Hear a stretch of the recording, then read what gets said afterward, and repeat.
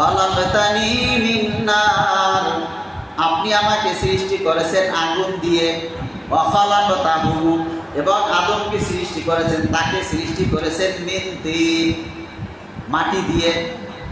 ক্বালা আনা খায়রুম মিনহু, অতএব আমি তার চেয়ে উত্তম। ইবলিস যখন মানুষকে শুধুমাত্র মাটির মানুষ ভেবেছিল, তখন তিনি আল্লাহ তাআলার দরবারে এই কথা বললেন, আমি আগুনের তৈরি আর আদম হলো মাটির তৈরি, অতএব আমি উত্তম। আল্লাহ সুবহানাহু ওয়া তাআলা আমাদেরকে মাটি দিয়ে সৃষ্টি করেছেন, এই কথাও ঠিক।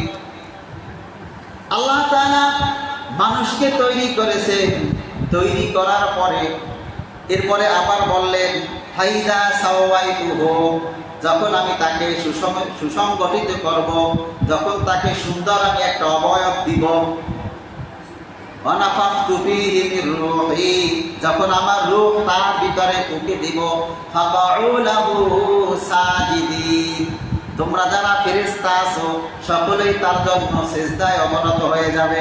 সুবহানাল্লাহ। এখন আমরা অন্তত এতটুকু বুঝতে পারি যে শুধুমাত্র মাটির একটা দেহর নাম ইনসান নয়, মাটি এবং রূহ এই দুইটা মিলে যে জিনিস তৈরি হয়েছে সেটার নাম কি? ইনসান। কথা বুঝতে পারছেন? মাটি দিয়ে অবয়ব এবং তার ভিতরে যে রূহ দিয়েছেন আল্লাহ তাআলা, এই দুইটা জিনিসের সমষ্টির নাম হইল মানুষ। এবারে আসুন,